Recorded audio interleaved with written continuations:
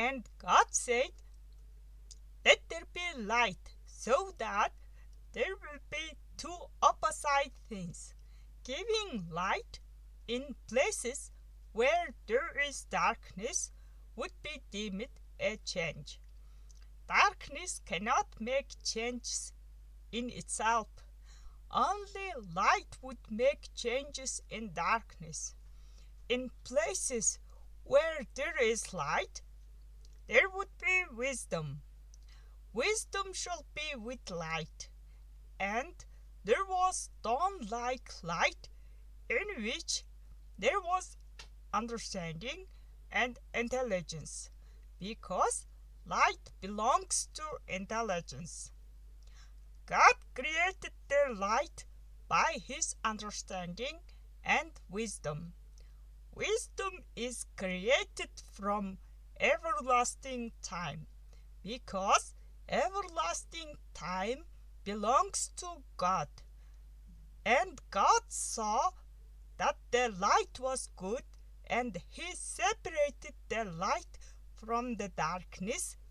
Two opposite things must be separated. God called the light day, and the darkness he called night.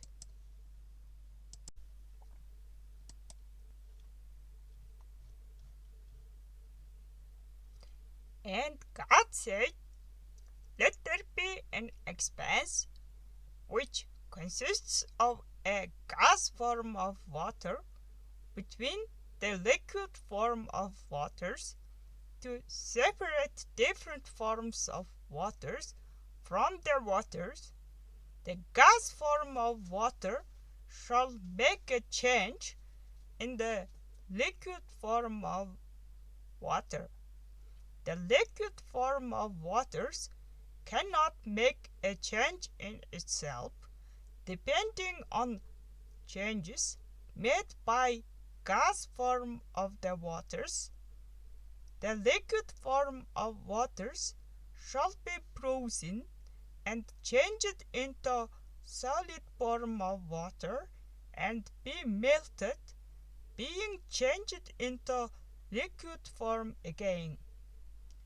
So God made an expanse and separated the waters beneath it from the waters above, and it was so.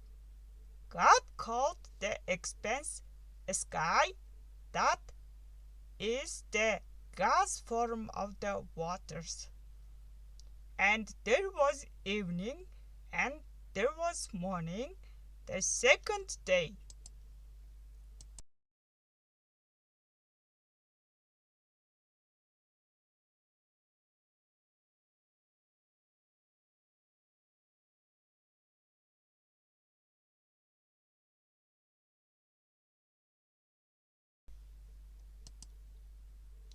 And God said, "Now that changes have been made through light and gas form of water, which did not exist before, the same does not make a change in each other. Only different will make a change. Therefore, let the waters under the sky be gathered into one place, so that the dry land may appear." Water and dry land are different things. Therefore, those would impact each other. One would increase, but another would decrease. There would be always two different things, one that makes a change and another that receives the change. And it was so. Land under sea becomes deeper, being lower, but dry land becomes higher, being risen. Mountains are formed when mass dust overlaps each other, because land under the sea is pulling it to become deeper. God called the dry land earth, and the gathering of waters he called seas. And God saw it. It was good.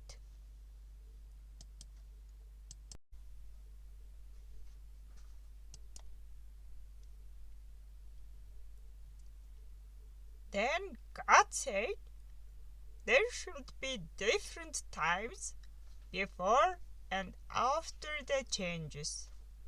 Since light gas form of the water, seas, and dry land made changes as a result of changes made, there must be new things to be created. There must always be the outcome of the changes made. It is not wise to be the same after the change has been made. A new creation shall create another new one.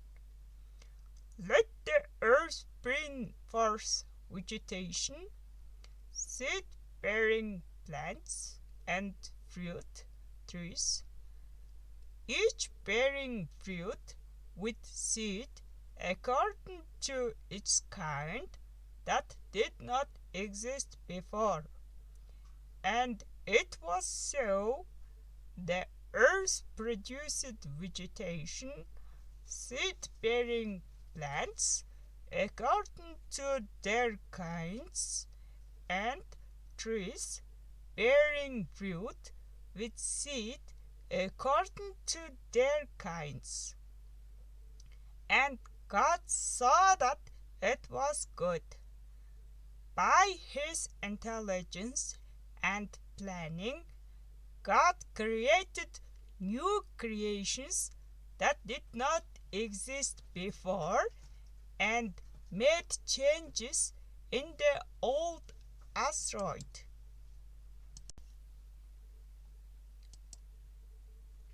And God said, it is not good that a single asteroid should circle alone. Therefore, I will make it a helper comparable to it. There will be other planets, but each planet shall be different from each other. It will be called the solar system because it is made up of stars, the sun, and everything bound to it by gravity. Let there be lights in the expanse of the sky to distinguish between the day and the night, and let them be signs to mark the seasons and days and years. And let them serve as lights in the expanse of the sky to shine upon the earth. And it was so. God made two great lights, the greater lights to rule the day, and the lesser light to rule the night, and he made the stars as well.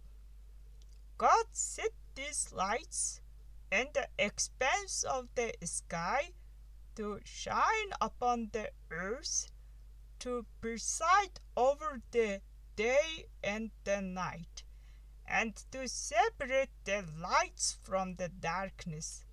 And God saw that it was good. And there was evening, and there was morning, the first day. And God said, now that everything I have created made changes, there should be living creature who receives the changes and be dependent on the changes. Single-celled animals were living in both waters and dry land. Single cell is capable of performing all the life processes like obtaining food, respiration, excretion, growth, and reproduction. Therefore, God wanted to transform them and said, "Let the waters teem with living creatures, and let birds fly above the earth in the open expanse of the sky." So God created the great sea creatures and every living thing that moves, with which the waters teemed according to their kinds, and every bird of the flight after its kind.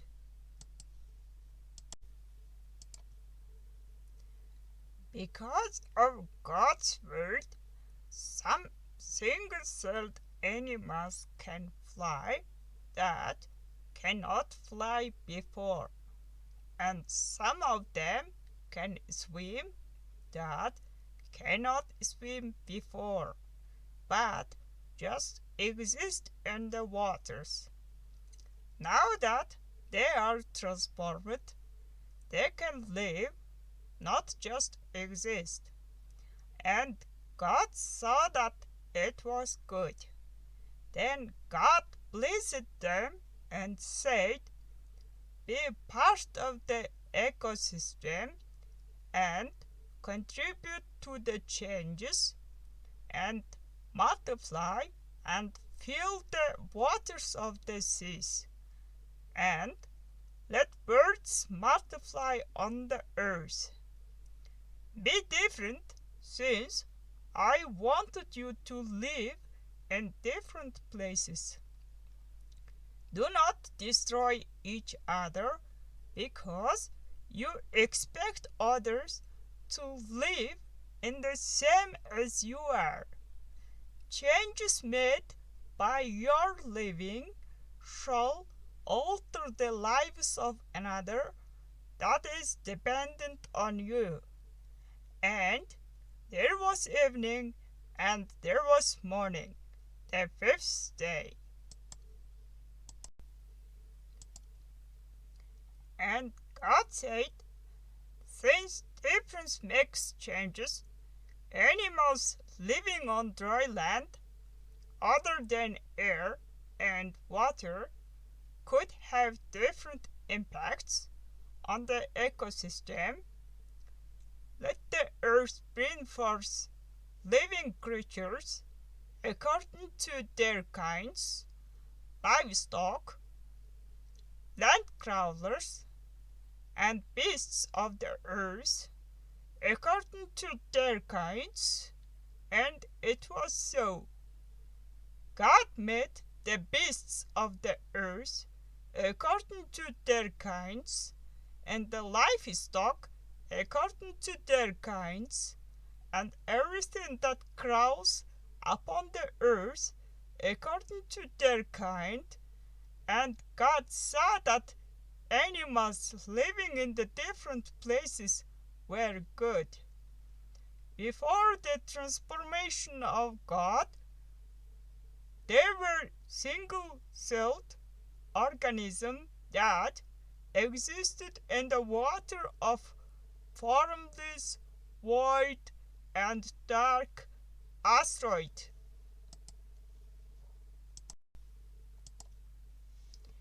Then God said, "Let us make a man with multiple nervous cells, containing understanding and knowledge, whose desire is to say a word of truth and do fair deeds, to rule over the fish of the sea and the birds of the air, over the livestock, and over all the earth itself, and every creature that crawls upon it." So God created man in his own nervous cells, and Hermes, with his ability, he created him male and female. He created them. God's ability includes thinking, feeling, remembering, seeing, smelling, hearing, moving, and speaking words about what has happened. He can give wisdom, understanding, and knowledge. He speaks what he knows and knows what he has seen. Because I have given men my own nervous cells and Hermes, men would desire to make the earth a righteous place where different living creatures live and depend on changes made by non-living creations, including light, solar system, trees, plants, sea, and ground. With the understanding and knowledge I gave men, men would be smart enough to rule over animals and subdue the dry land, everything on it, and the sea.